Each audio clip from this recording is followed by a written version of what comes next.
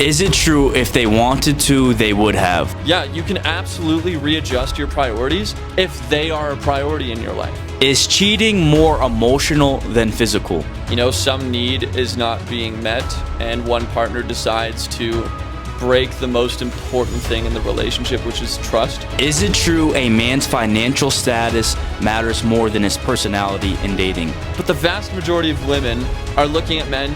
Does he have the potential to do well for himself? Is it true the person who cares less holds the power? The person who is detached from the outcomes in relationships, in business, holds all the cards. Is it true if they wanted to, they would have? Absolutely. Absolutely. Because all life is every single day is a prioritization of decisions. You prioritize what you believe to be the most important thing to you. And so, however you allocate your time is you wanting to make that choice. If I decide to scroll my phone for an hour, I am choosing that this phone and this device matters more than every other task and priority and person in my life. And so I think it's all about a matter of priority. In relationships, let's say a hypothetical scenario, and a girl comes up to you and she says, Brendan, words of affirmation mean a lot to me, and it would mean the world to me if you could give me more. Once you know, if you wanted to, you will act. But I think the expectation that you automatically read somebody's mind and understand, that doesn't make sense. But once you know somebody's desires, you know somebody's character, yeah, you can absolutely readjust your priorities if they are a priority in your life. But I think anything from relationships to business, it is about having the desire. If you want to become a millionaire, if you wanted to, you would, means, well, are you actually willing to give up what it takes to become a millionaire? Are you willing to maybe put dating on the side for a year or two or longer? Are you willing to say no to friends and outings on Fridays, Saturdays, and Sundays, and maybe even most of the week? Are you willing to build standard operating procedures?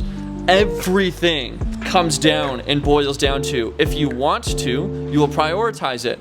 Now, only caveat I will add is outcomes. You're not guaranteed outcomes, but you are guaranteed inputs. You can't guarantee you're going to make those $1 million, but you can guarantee you will follow the process that is most likely to get you there. Yeah, that's my 2 cents. I like that. I agree too. If they wanted to, they would have is absolutely true. Now, I've been on both sides of the equation here, where I was seeing somebody and they wanted more effort from me, and I could have, but I chose not to. Then I've been on the other side where I was seeing somebody and I wish they put in more effort, and they could have, but they did not, and they could have. It's a black or white answer, yes. Jamie was saying before, like, people can prioritize if they want to. Now, my caveat here is the methodology and the delivery of it. People are not mind readers. Humans are not mind readers. So let's say somebody wants something out of you, and oftentimes people are indirectly talk about it. They indirectly communicate it. And one of my frameworks in life is idiot proof it. Create things where idiots can understand. So if somebody's speaking indirectly, people might not fully understand the task at hand, and that can manifest where the wanted outcome was not delivered because they were just unclear of the task. Is cheating more emotional than physical? It's all encompassing. I think it starts as an emotional decision. You know, some need is not being met, and one partner decides to break the most important thing in the relationship, which is trust. For one reason or another, whether that's like a lack of attraction, whether that is a lack of attention, whether that's a lack of validation, whether that's a lack of safety, emotional, physical, spiritual, whatever that is, it starts as an emotion that then expresses itself physically. Well said. Yeah, I think the root is it is more emotional, and that is both men and women, and that is because the respect is not there. The respect is not present. So when people feel disrespected, they might act out, and that can lead to cheating, and then manifest in a physical attraction. So you see somebody who, the person you're going to treat with, you'll be physically attracted to. But I think if you go at the root of it, if you go to the core of why did somebody cheat, it's because the respect was not there, and emotionally they felt unappreciated, and they seeked outside of the relationship. Is it true a man's financial status matters more than his personality in dating? Absolutely not. because your personality will lead to your financial potential. And I think women, when they're looking at a man that they want to potentially build a life with, especially in their 20s, which you and I are in our 20s, we're still in that young phase of life. I think the vast majority of women, now there are some that just want the money, but the vast majority of women are looking at men. Does he have the potential to do well for himself? He doesn't need to be doing well right now.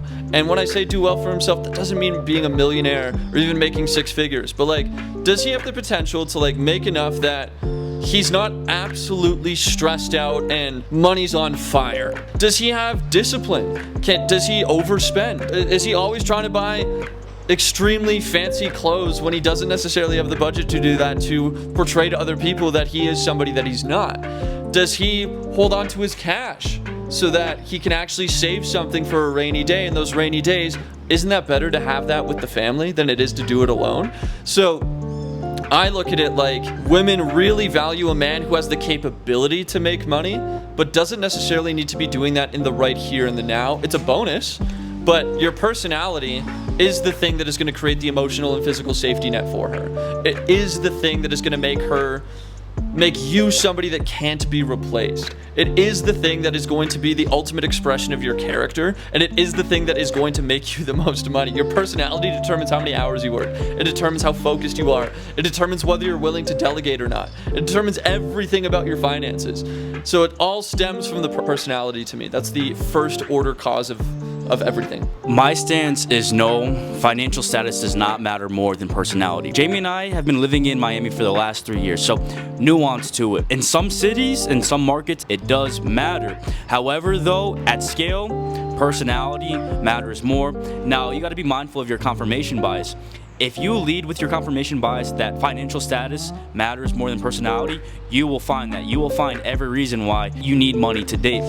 However, I think at the core, can you make somebody feel appreciated and important? And you don't need money to do that. So the allure of money can fade away, but in those moments of silence, when you're with somebody, do they respect me? Do they appreciate me? Do they trust me? Do they love me?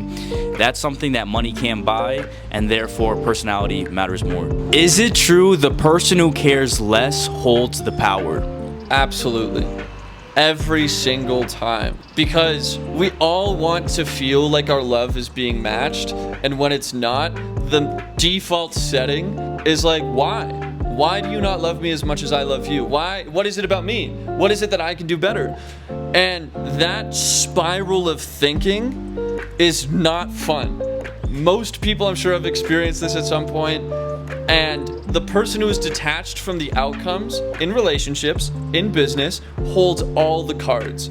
If you're in any form of negotiation, the number one rule is be willing to walk away. And if you're willing to walk away, that means that you have power and you're grounded within yourself, that you're thinking from a place of abundance. I agree, and this is the dark side of dating that is not fun. The person who cares the least does hold the power, because I think the universe does not reward needy energy. So if you have this needy energy that I need your attention, I need to be with you, it creates this repelling effect. When you're nonchalant and don't really care too much, it does create this attractive energy where people want to be in your presence.